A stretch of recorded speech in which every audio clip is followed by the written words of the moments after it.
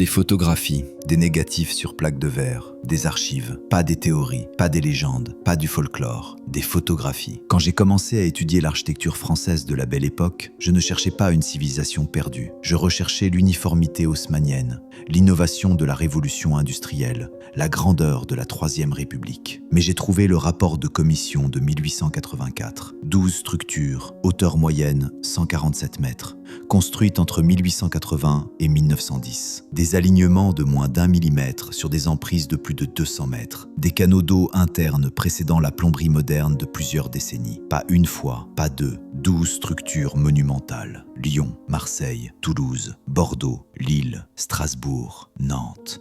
Toutes construites en 30 ans, toutes disparues entre 1916 et 1922. Je ne cherchais pas cela. Je cherchais l'histoire française. J'ai trouvé une technologie héritée. Tout disparu, tout scellé. Des négatifs sur plaques de verre. Pas des reproductions, des photographies originales, datées, cataloguées, authentifiées, archives officielles.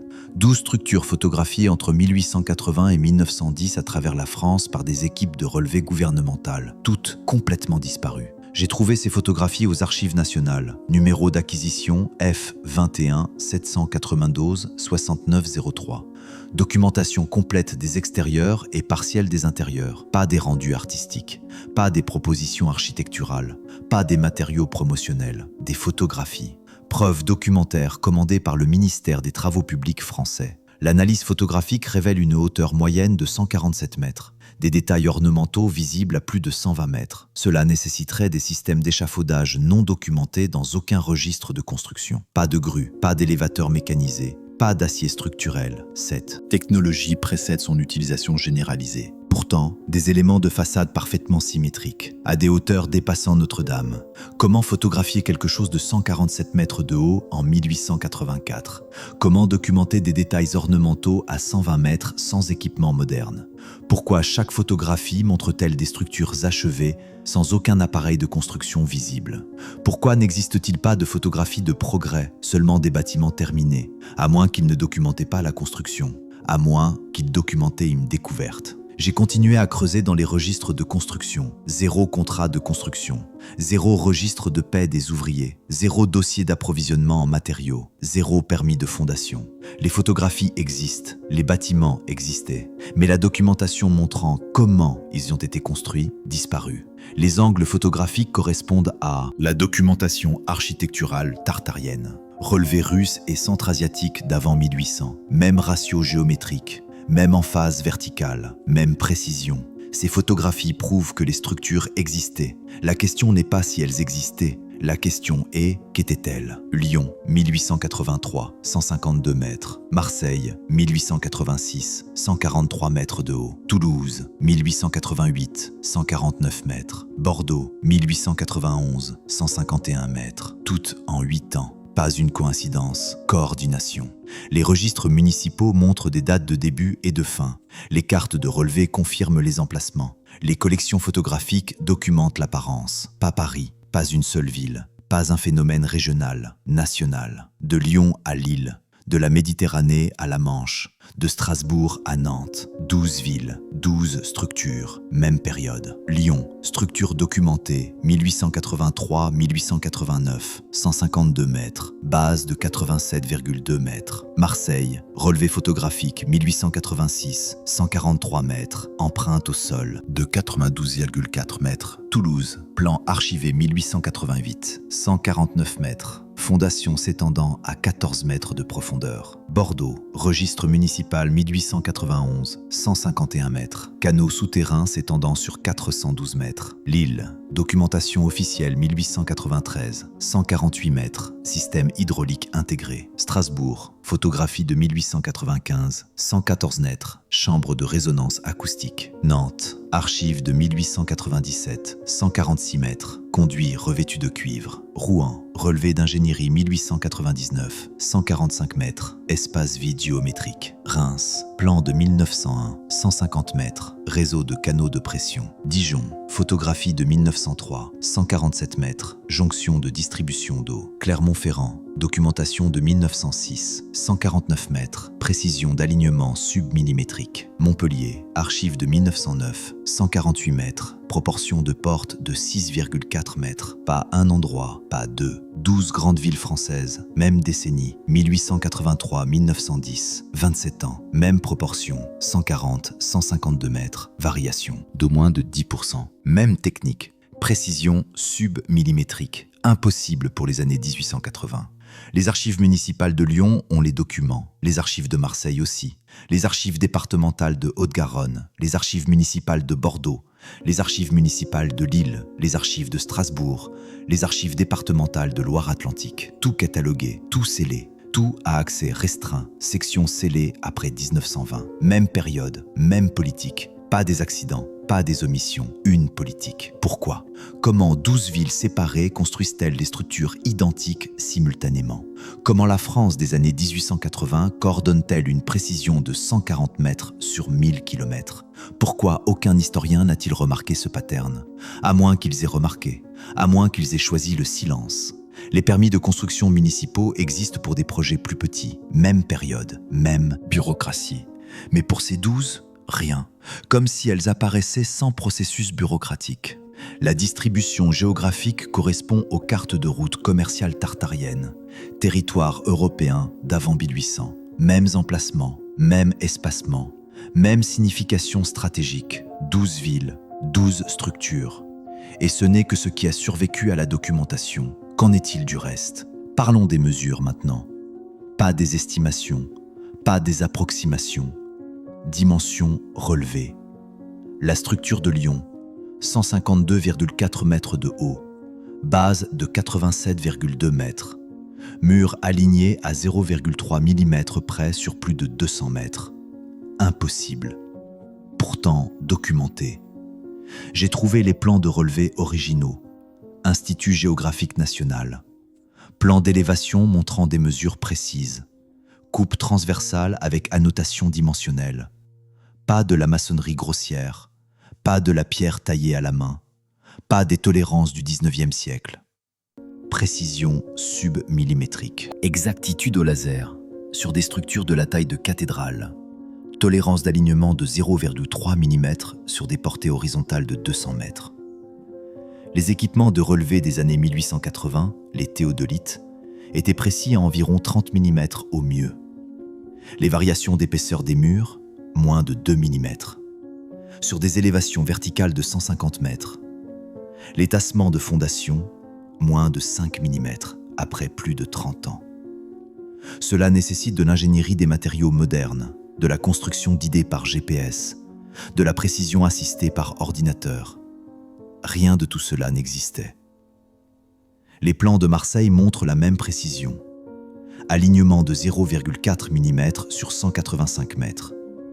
Variation de mur de 1,8 mm sur 143 mètres de hauteur. Toulouse, tolérance de 0,2 mm sur des sections de 194 mètres. Bordeaux, variation de fondation de 3 mm, structure de 151 mètres. Comment atteindre une précision submillimétrique avec des outils des années 1880 ? Comment prévenir le tassement dans des structures de 150 mètres avec des techniques de fondation du 19e siècle ? Comment relever des alignements de 200 mètres sans équipement moderne ? Pourquoi ces mesures dépassent-elles les normes de construction moderne ? À moins que les bâtisseurs avaient une technologie que nous ne reconnaissons pas. Les notes de terrain des géomètres, disparus. Les rapports de tests de fondation, disparus. Les calculs de contraintes des matériaux, disparus. Les registres de contrôle qualité, disparus. Seuls les plans finaux restent, montrant les résultats sans le processus. Les ratios de précision correspondent à la géométrie sacrée tartarienne, proportion du nombre d'or, symétrie pentagonale, calcul de résonance acoustique trouvé dans les structures centra-asiatiques d'avant 1800. Les mesures dans les plans de Lyon montrent un ratio de 1,618 entre la hauteur et la largeur de base. Nombre d'or. Pas approximatif. Exact à 0,001 près. Marseille, même ratio, 1,618. Toulouse, 1,617. Variation de 0,06%. Trop précis pour être accidentel. Trop uniforme pour être indépendant. Trop systématique pour être coïncidence.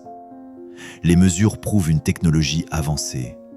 Mais les portes prouvent autre chose entièrement. Parlons de qui détient les preuves. Pas des théoriciens du complot, pas des chercheurs marginaux. Archives nationales, 2847 articles catalogués liés à ces structures, 2106 scellés, accès refusé. J'ai trouvé les dossiers du catalogue institutionnel, avis de restriction d'accès, lettres de refus de déclassification. Pas perdus, pas égarés, pas endommagés dans les guerres, scellés, restreints. Accès refusé par politique, pas par circonstance. Les archives nationales ont les documents. La Bibliothèque nationale de France aussi. L'Institut géographique national. L'École des ponts et chaussées. L'Académie d'architecture. Musée Carnavalet. Les archives du ministère de la Culture dans 12 bureaux régionaux. Tous les catalogues. Tous les scellent. Tous les restreignent. Archives nationales à Paris. 2847 articles. 2106 scellés. Accès refusé depuis 1922. Bibliothèque nationale de France. 1923 photographies cataloguées. 1654 restreintes. Section scellée. Institut géographique national à Saint-Mandé. Plan de relevé complet. Tous classifiés après 1920. École des ponts et chaussées. Rapport d'ingénierie. Tous inaccessibles. Académie d'architecture. Plans architecturaux. Tous scellés. Musée Carnavalet. Collection photographique. Accès refusé. Service historique de la défense. Documentation de démolition. Classifié. Ministère de la Culture. Archives régionales. Restrictions coordonnées. Centre des archives du monde du travail. Registre d'emploi. Disparu. Archives de Paris. Permis municipaux. Manquants. Bibliothèque historique de la ville de Paris. Documents de construction. Scellés. Tout catalogué. Toutes les restrictions coordonnées. Tous les changements de politique après 1922. Pourquoi sceller 2106 documents sur des structures publiques? Pourquoi restreindre l'accès à des photographies de bâtiments que tout le monde pouvait voir? Pourquoi classifier des plans architecturaux des décennies après la démolition? Pourquoi coordonner le refus à travers 11 institutions séparées? À moins que les preuves ne contredisent l'histoire officielle. Dossiers accessibles, confirmation d'existence basique, photographies extérieures, date de démolition, dossier scellé, méthode de construction, identité des bâtisseurs, documentation intérieure, détails de sous-sol et fondation, analyse de composition des matériaux. Le même pattern de scellement documenté dans les archives russes. Concernant les centres administratifs tartariens d'avant 1800, ils ont scellé les preuves, mais ils ne pouvaient pas sceller les structures elles-mêmes. Pas avant que quelqu'un mesure les portes. Maintenant, nous atteignons les portes. Pas des entrées décoratives, pas des portails cérémoniels, des portes quotidiennes. Hauteur moyenne à travers les portes documentées, 6,4 mètres. Largeur moyenne, 3,2 mètres. Standard, partout. Construite pour quelque chose, pas pour nous. Les photographies architecturales intérieures montrent des portes avec des figures humaines pour l'échelle. Les plans d'élévation avec annotation dimensionnelle. Pas des entrées grandioses, pas des portes de salles de bal, pas des portails de cathédrales. Des portes de couloirs intérieurs, des corridors de service, des passages administratifs, toutes de plus de 6 mètres de haut. Les proportions de portes nécessitent des hauteurs de plafond correspondantes, minimum 12 mètres pour l'équilibre architectural. Chauffer de tels espaces avec la technologie des années 1880, charbon ou bois, consommerait des quantités de combustible impossibles. Les systèmes de chauffage documentés montrent une capacité pour des plafonds de 3-4 mètres maximum. Pourtant, les structures chauffaient efficacement. Paradoxe d'ingénierie thermique.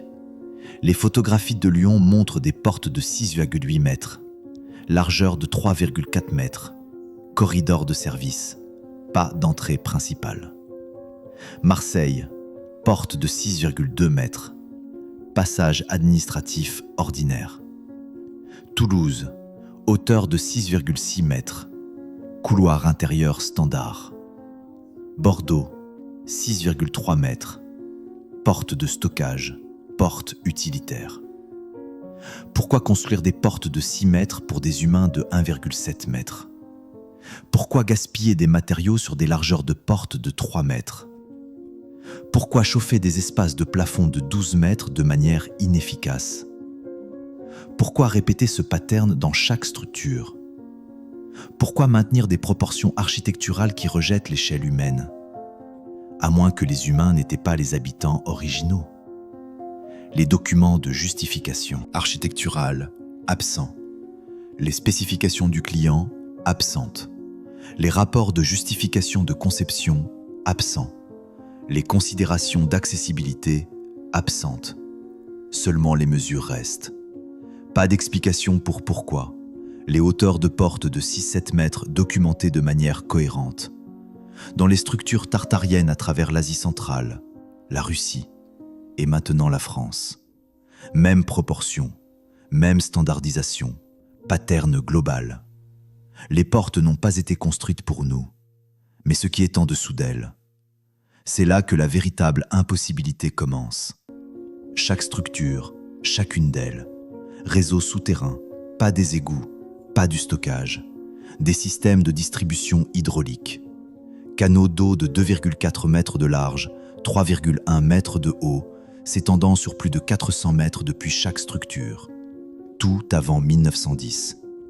Pas de drainage primitif, pas de simples aqueducs, pas de plomberie du 19e siècle.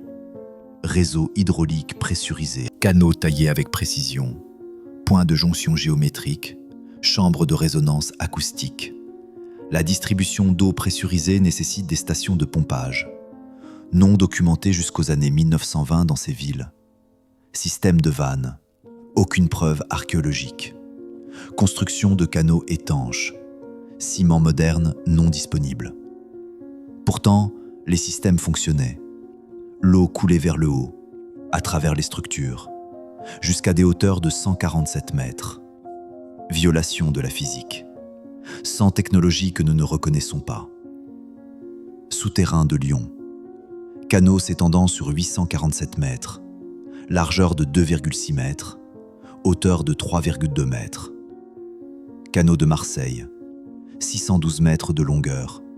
Jonction géométrique précise. Chambre de pression intégrée. Réseau de Toulouse. 721 mètres. Point de distribution d'eau. Système de résonance acoustique. Système de Bordeaux. 412 mètres. Conduit revêtu de cuivre. Espace vide géométrique. Tunnel de Lille. 534 mètres. Canaux de pression. Distribution verticale. Voie d'eau de Strasbourg. 689 mètres. Résonance harmonique. Géométrie fonctionnelle. Conduit de Nantes. 578 mètres. Canaux intégrés. Précision submillimétrique. Passage de Rouen. 623 mètres. Système de pression d'eau. Chambre acoustique. Interconnectés. Tous. Pas des systèmes séparés. Un réseau. Comment? Comment pressuriser l'eau à 147 mètres sans pompe? Comment prévenir les fuites dans des canaux de 400 mètres sans scellant moderne? Comment tailler des canaux de 2,4 mètres à travers le substrat rocheux avec des outils des années 1880? Pourquoi chaque structure se connecte-t-elle au réseau souterrain? À moins que les structures et les réseaux étaient un système intégré. Dossier de construction pour les canaux souterrains. Disparu. Registre d'emploi des ouvriers. Disparu. Manifeste d'équipement. Disparu. Rapport de sécurité. Disparu. Permis d'excavation. Disparu.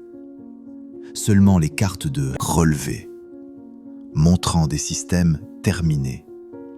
Les archives du service des eaux cataloguent les réseaux, dans chaque ville, mais classifient la documentation de construction comme perdus dans la réorganisation administrative.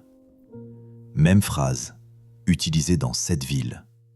Les réseaux hydrauliques souterrains documentés sous les centres administratifs tartariens utilisaient la pression de l'eau, la résonance acoustique, la conception de canaux géométriques, comme système de distribution d'énergie libre intégré. Réseaux souterrains qui ne devraient pas exister. Mais quand ont-ils été réellement construits? C'est là que la chronologie s'effondre complètement. Examinons quand ces structures ont été prétendument construites. Dossiers officiels, documentation gouvernementale, datée. Lyon, 1883-1889, 6 ans. Marseille, 1886-1892, 6 ans. Toulouse, 1888-1894, 6 ans. Tous des délais identiques, trop parfaits, trop synchronisés. Les entrées de registres municipaux montrent des dates de début et de fin. Les permis de construction avec cachet de date. Les photographies de cérémonies de dédicace avec date. Pas de développement graduel, pas de construction par phase, pas de délai variable répondant aux conditions locales. Synchronisé. Période de 6 ans. Chaque ville. Comme si suivant un script, les bâtiments modernes de 150 mètres nécessitent 4-7 ans, avec grues, charpentes d'acier, pompes à béton, conception assistée par ordinateur, des centaines d'ouvriers. Ces structures prétendent des délais similaires, utilisant le travail manuel, pierre et briques, plus lourd, plus lent, pas d'équipement mécanisé, logistique des années 1880. Analyse comparative. La Tour Eiffel, 300 mètres, acier, ingénierie révolutionnaire, a pris 2 ans, 300 ouvriers, méthode moderne. Ces structures, 140-150 mètres, pierre et briques, conception traditionnelle, prétendument 6 ans chacune. La physique ne le soutient pas. Lyon, commencé mars 1883, terminé septembre 1889, 6 ans, 6 mois. Marseille, commencé juin 1886, terminé décembre 1892, 6 ans, 6 mois. Toulouse, commencé janvier 1888, terminé juillet 1894, 6 ans, 6 mois. Bordeaux, même pattern, 6 ans, 6 mois. Lille, 6 ans, 6 mois. Strasbourg, 6 ans, 6 mois. Comment 12 villes achèvent-elles des délais identiques par coïncidence? Comment les structures en pierre correspondent-elles aux vitesses de construction à charpente d'acier? Pourquoi n'y a-t-il pas de photographie de progrès entre les dates de début et d'achèvement? Pourquoi les cérémonies de dédicace montrent-elles des bâtiments entièrement aménagés, à l'apparence patinée? À moins que les délais ne soient pas des dates de construction, à moins qu'ils soient des dates d'acquisition. Rapport de progrès de construction, disparu. Inspection intermédiaire, disparu. Dossier d'accident d'ouvriers, disparu. Registre de livraison de matériaux, disparu. Jalon d'achèvement des fondations, disparu. Documentation de retard météorologique, disparu. Seulement les dates de début et de fin existent, rien entre les deux. Le pattern correspond à la documentation russe.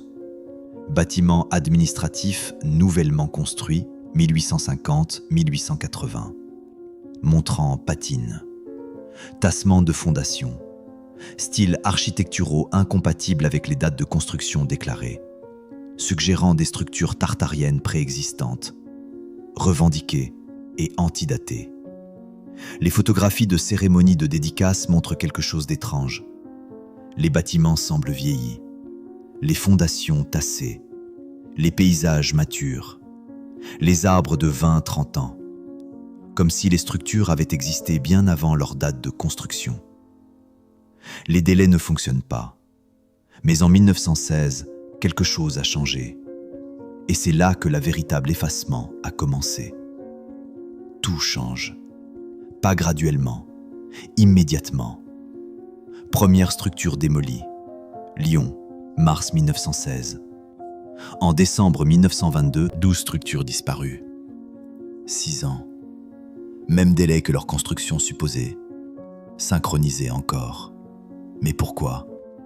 J'ai trouvé les permis de démolition, les procès-verbaux des conseils municipaux discutant du retrait, les photographies post-démolition montrant des terrains vides.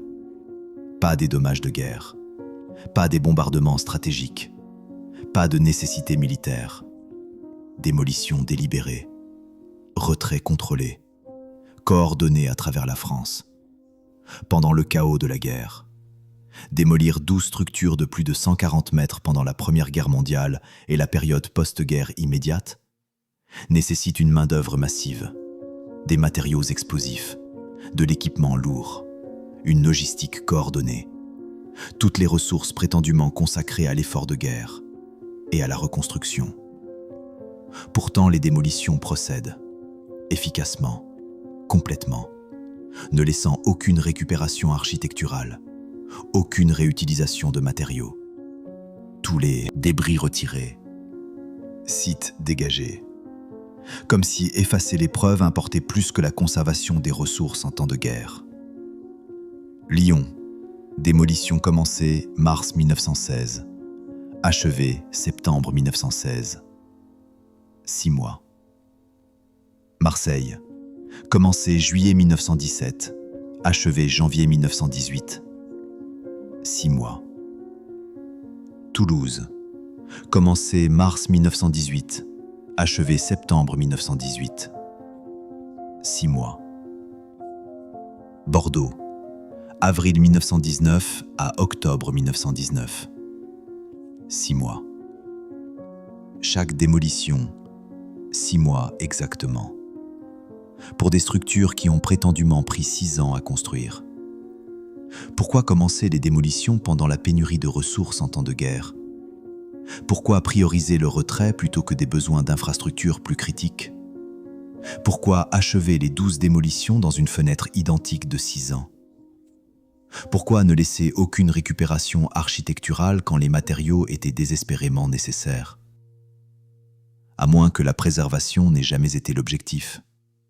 À moins que le retrait était la priorité. Rapport de méthodologie de démolition disparu. Évaluation de sécurité disparu. Dossier de disposition des matériaux disparu. Registre de transport des débris disparu. Plan de remédiation des sites disparu. Emploi d'ouvriers pour les équipes de démolition disparu. Seulement les permis et les confirmations d'achèvement existent. Un pattern global émerge. Structure tartarienne à travers la Russie, l'Asie centrale et maintenant la France. Systématiquement démolie 1850-1920. Toujours pendant les périodes de guerre, de révolution, de bouleversement social, quand la documentation et l'attention publique sont détournées. Ils ont démoli 12 structures massives pendant une guerre mondiale. Mais qu'ont trouvé les équipes de démolition?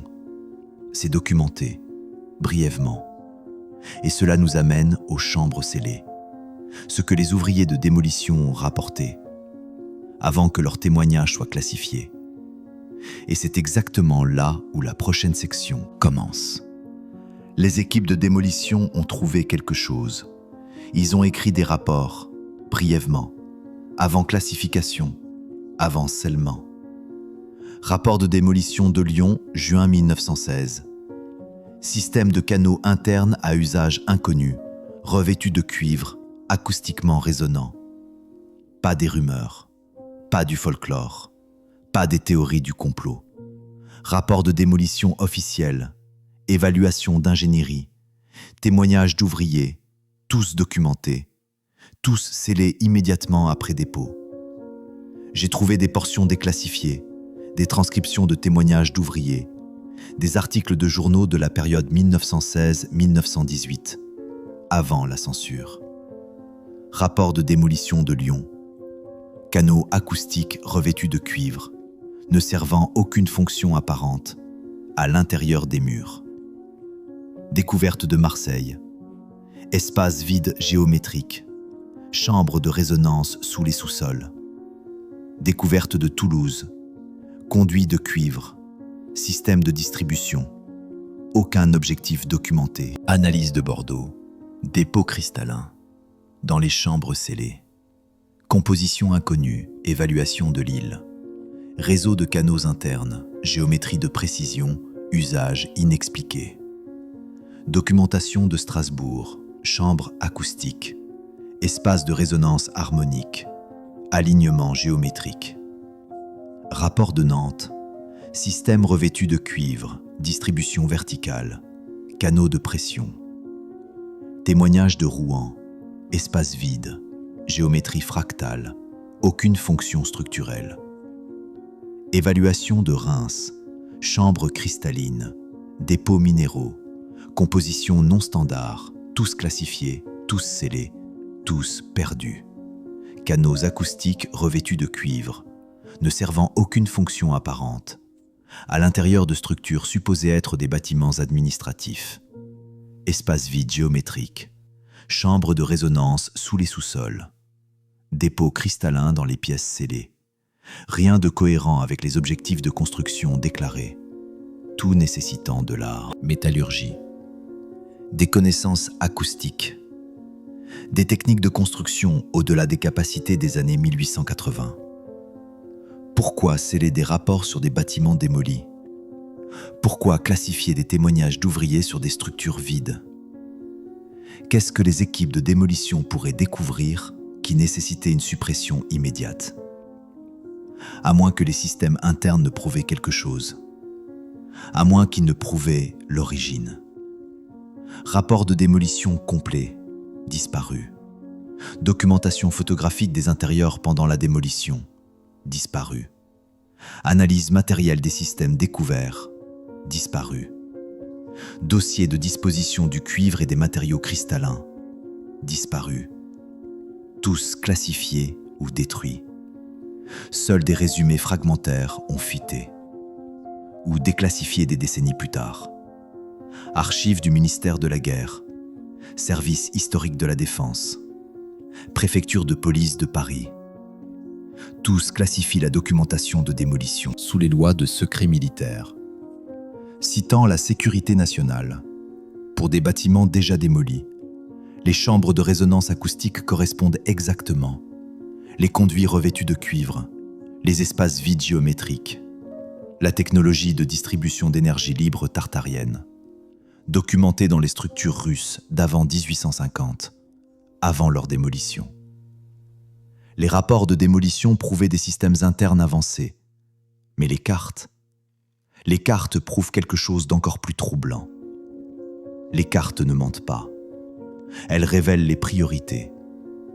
Cartographie française d'avant 1850, avant que les structures n'apparaissent. 1827. Carte générale de la France, zones administratives tartariennes marquées à travers 12 emplacements. Exactement où les structures plus tard construites. Pas une coïncidence. Planification. J'ai trouvé les collections de cartes historiques à la Bibliothèque nationale, montrant des marqueurs de territoire tartarien, désignation de routes commerciales, des notations de frontières administratives, précédant les dates de construction des structures, pas des régions vagues, pas des territoires généraux, pas des zones approximatives, emplacement précis, 12 points, marqués comme centre administratif tartarien, avant 1850, avant les dates de construction officielles. La carte de 1827 montre Lyon, marquée centre administratif tartare, exactement où la structure de 152 mètres apparaîtra en 1883.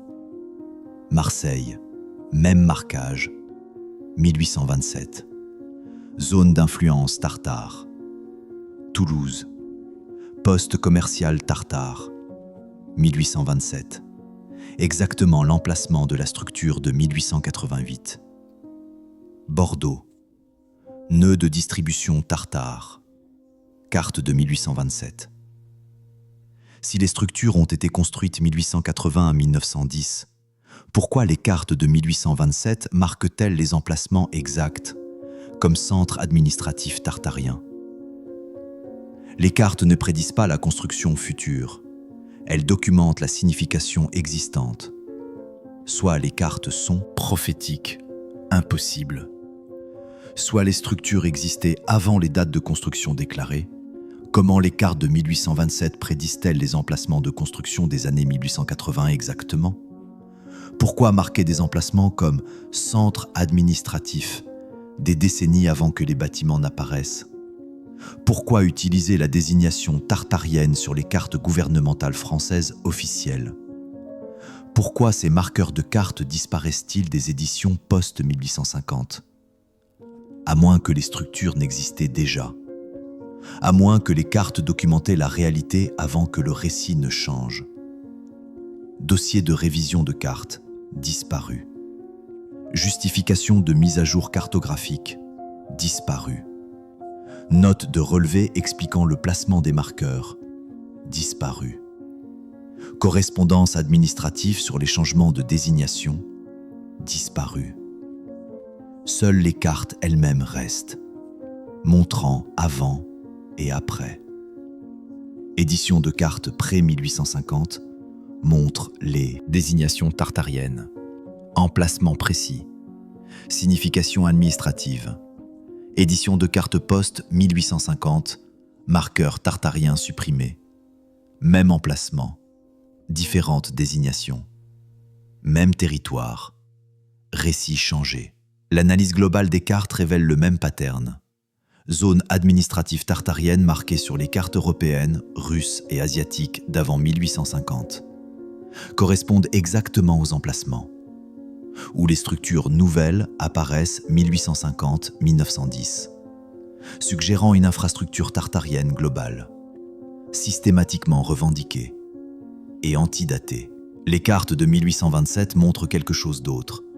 Route commerciale tartarienne, connectant les 12 emplacements, formant un réseau, pas des routes commerciales aléatoires. Alignement géométrique, distance précise entre les nœuds, les mêmes emplacements, où les structures apparaîtront 60 ans plus tard. Les cartes prouvent que les emplacements étaient significatifs, avant la construction officielle. Mais qu'était la Tartarie? Et pourquoi les preuves pointent-elles vers une conclusion impossible? Tout ce que je vous ai montré pointe vers un cadre, pas de théorie, pas de spéculation, reconnaissance de patterns, 12 structures, même proportions, même réseau hydraulique, mêmes chambres acoustiques, même précision géométrique, mêmes impossibilités. Pas d'innovation française, héritage tartarien. J'ai continué à trouver les mêmes patterns, des canaux d'eau sous chaque structure, une précision géométrique dans chaque disposition, une résonance acoustique dans chaque chambre, des réseaux hydrauliques connectant tout, pas des systèmes séparés, un design intégré, pas des bâtiments séparés, pas des projets indépendants, pas une réalisation française. Nœuds dans un réseau, composants d'un système, technologie tartarienne héritée sans compréhension, ingénierie de précision, plus sophistication hydraulique, plus conception acoustique, plus standardisation géométrique, plus construction synchronisée, plus démolition coordonnée, plus suppression systématique de documentation, égale un pattern, incompatible avec le récit historique conventionnel. Seul cadre qui explique toutes les preuves, civilisation tartarienne préexistante, avec technologie avancée, plus tard revendiquée par les États-nations émergents. Les cartes des années 1700 avaient un nom pour cela, ou au moins le territoire où ces structures se concentraient. Ils l'appelaient Tartarie. Pas de la mythologie, pas une légende, une région réelle étiquetée sur les cartes européennes officielles. Et puis, vers les années 1800, elle a disparu. Pas conquise, pas renommée, effacée. La Tartarie n'était pas juste un endroit, c'était un système, une civilisation qui construisait des structures qui étaient aussi des machines, des bâtiments qui généraient, pas qui consommaient, une architecture qui s'harmonisait avec les forces naturelles. L'eau n'était pas pompée, elle était conduite. Le son n'était pas étouffé, il était amplifié. La géométrie n'était pas décorative, elle était fonctionnelle. C'était la Tartarie, ou au moins ce que la Tartarie représentait. Une technologie que nous avons héritée sans comprendre. Une civilisation utilisant la pression de l'eau comme distribution d'énergie, réseau hydraulique, canaux de pression, distribution verticale. La résonance acoustique comme amplification de puissance, chambre géométrique, espace de résonance harmonique, fréquence calculée. Les principes électromagnétiques comme capture d'énergie atmosphérique, système de cuivre, éléments cristallins, géométrie conductrice. La géométrie sacrée comme ingénierie fonctionnelle, pas du symbolisme décoratif. Ratio de précision, alignement du nombre d'or, symétrie pentagonale. L'architecture intégrée comme technologie, des bâtiments qui génèrent, pas qui consomment. Systèmes auto-alimentés, réseaux harmoniques. Et si ces structures n'ont pas été construites dans les années 1880 ?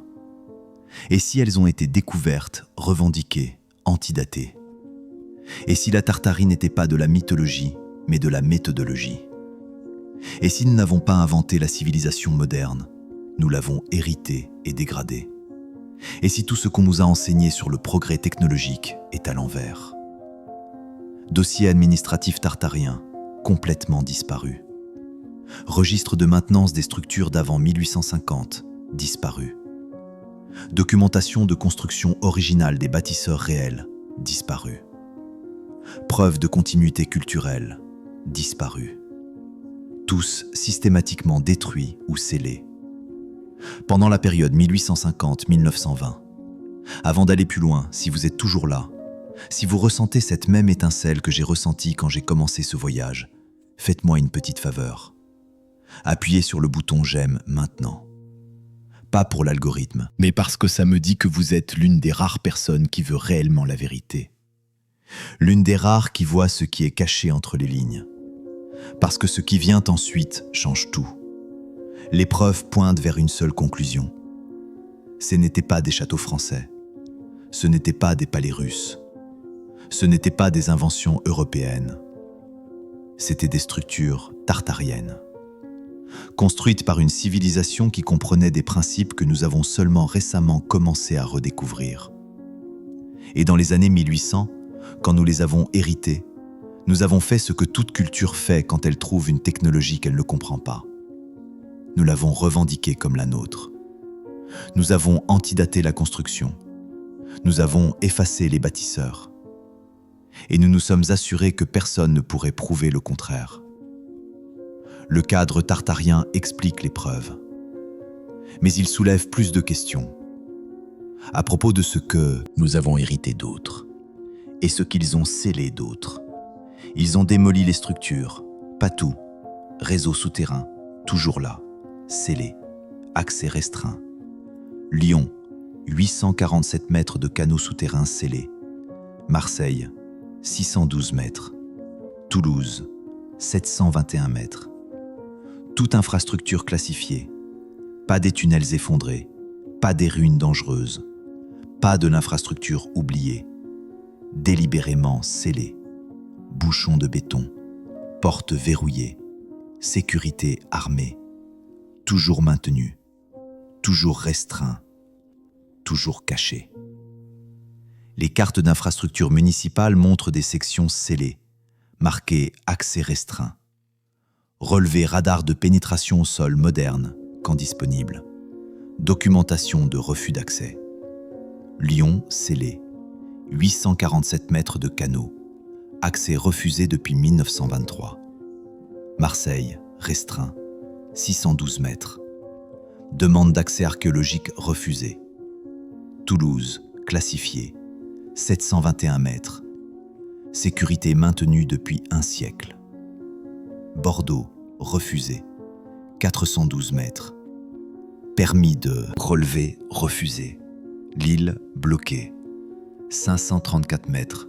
Entrée murée. Strasbourg, gardée. 689 mètres. Patrouille de sécurité active. Nantes, interdit. 578 mètres. Violation légale citée. Rouen, inaccessible. 623 mètres. Documentation classifiée. Reims, interdit. Infrastructure souterraine complète, scellée. 1924. Dijon verrouillé. Réseau de canaux. Accès refusé. Clermont-Ferrand fermé. Système hydraulique restreint. Montpellier scellé. Tunnel de distribution classifié. Demande d'accès récente, toutes refusées. Pas un endroit, pas deux. 12 réseaux souterrains, un siècle plus tard. Toujours scellés. Pourquoi ? Maintenir la sécurité et les restrictions d'accès pendant plus de 100 ans, sur des sites de bâtiments démolis, nécessite une coordination institutionnelle continue, une allocation budgétaire, une justification légale. Pourquoi dépenser des ressources à garder des tunnels vides, à moins qu'ils contiennent des preuves valant la peine d'être supprimées? Pourquoi sceller des canaux souterrains pendant 100 ans? Pourquoi maintenir la sécurité sur des sites de bâtiments démolis? Qu'est-ce qui reste sous terre qui justifie la suppression continue? Pourquoi refuser l'accès archéologique moderne aux tunnels vides? À moins qu'ils ne soient pas vides. À moins que les preuves restent. Documents de justification de scellement, disparus. Mise à jour de protocoles de sécurité, disparus. Refus de demande d'accès avec raisonnement, disparus. Registre de maintenance des sections scellées, disparus. Tous manquants ou classifiés. Seules les cartes d'infrastructure montrant des désignations restreintes. Préfecture de police de Lyon, de Marseille, de Toulouse, de Bordeaux, de Lille. Service départemental d'incendie et de secours. Direction régionale des affaires culturelles. Ministère de l'Intérieur. Tous coordonnent le refus d'accès. Tous citent la sécurité publique. Pour des chambres scellées centenaires. Tous refusent les permis de relevé archéologique. Le même pattern de scellement documenté à Moscou, Saint-Pétersbourg, Kazan, réseau souterrain tartarien scellé 1850-1920, reste restreint aujourd'hui, suggérant des preuves préservées, de technologies d'énergie libre, incompatibles avec le récit moderne. 100 ans, toujours scellés, toujours gardés, parce que quelque chose reste en dessous, quelque chose qui changerait tout. Et cela nous amène à la question finale. Qu'est-ce qui se trouve en dessous d'autres? Pas seulement en France, partout. Ceci ne concerne pas 12 bâtiments, ça ne l'a jamais été. 12 sont devenus des milliers. France, 47 sites documentés. Russie, plus de 200. Asie centrale, plus de 300. Amérique du Nord, plus de 150. Pattern global. Tous tartariens. Partout. J'ai trouvé la carte globale, montrant les sites tartariens documentés. Grille de comparaison photographique montrant les similitudes architecturales à travers les continents. Patterns de scellement institutionnel par pays. Pas un phénomène isolé, pas une anomalie française, pas un mystère régional. Civilisation globale, technologie unifiée, effacement coordonné. Partout, même structure, même suppression, même mensonge. Impossibilité cumulative. Civilisation globale avec précision architecturale identique. Ingénierie hydraulique, sophistication acoustique, standardisation géométrique, existant à travers les continents avant la communication moderne. Supposément ne pouvaient pas coordonner une telle uniformité, pourtant les preuves prouvent qu'ils l'ont fait. La civilisation moderne avec communication globale instantanée ne peut pas égaler leur précision. Le paradoxe prouve que nous mesurons dans la mauvaise direction. Qu'est-ce qui est enterré sous Paris maintenant ? Sous Moscou, sous Chicago? Qu'est-ce qui a été démoli 1850-1920 globalement? Qu'est-ce que nous prétendons avoir inventé que nous avons simplement hérité? Qu'est-ce que les récits officiels suppriment d'autres? Et si l'histoire humaine est à l'envers, pas une avancée graduelle mais une dégradation catastrophique depuis les sommets tartariens vers les limitations modernes? Pas seulement les dossiers français, suppression documentaire globale, archives administratives tartariennes complètement disparues, méthodologie de construction d'avant 1850 disparue, documentation de technologies d'énergie libre détruite, preuve de continuité culturelle effacée, reconnaissance de civilisations prédécesseurs éliminée. Le pattern prouve une coordination au-delà des frontières nationales. Effort global, toujours en cours. Pas seulement des institutions françaises, réseau global. UNESCO patrimoine mondial, restrictions de classification, archives nationales dans le monde entier, scellement coordonné, institutions académiques, application du récit, établissements médiatiques, suppression du sujet, agences gouvernementales, refus d'accès, tous coordonnés, tous maintenant la même suppression, tous protégeant le même mensonge. Nous vivons dans une civilisation de réinitialisation, post-tartarienne, post-catastrophique, héritiers qui ont revendiqué l'héritage comme invention, États-nations qui ont émergé 1850-1920, systématiquement revendiqué une infrastructure tartarienne, antidaté la construction, démoli les preuves, scellé le reste, et créé un récit de progrès linéaire pour justifier leur existence. La Tartarie représentait une civilisation d'énergie libre, eau, son, géométrie, principes électromagnétiques intégrés, des bâtiments comme générateurs d'énergie, l'architecture comme technologie, pas de combustion, pas de consommation, génération harmonique. Nous avons hérité de cette technologie, ne l'avons pas comprise, n'avons pas pu la répliquer. Alors nous avons détruit les preuves, réécrit l'histoire, et nous nous sommes convaincus que nous avons tout inventé depuis. Les 12 structures françaises, juste des nœuds visibles, dans un réseau global. Qu'est-ce qui se trouve en dessous? Preuves, toujours scellées, toujours restreintes, toujours gardées. Parce que la révélation effondrerait le récit fondamental de la civilisation moderne.